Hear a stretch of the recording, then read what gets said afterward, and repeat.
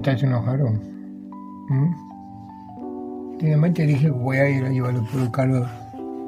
Le voy a poner nomás el aceite al carro, ahorita vengo por ti. ¿Por qué te enojas? ¿Ah? Dame un beso. Ándale, dame un besito. Ah, ¿no? ¿No me vas a dar besito? Órale. Dame un besito.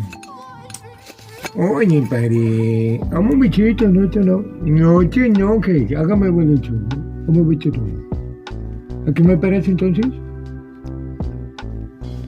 No, chato, güey.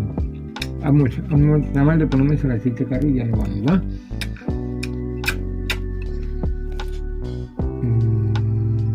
¿Y qué?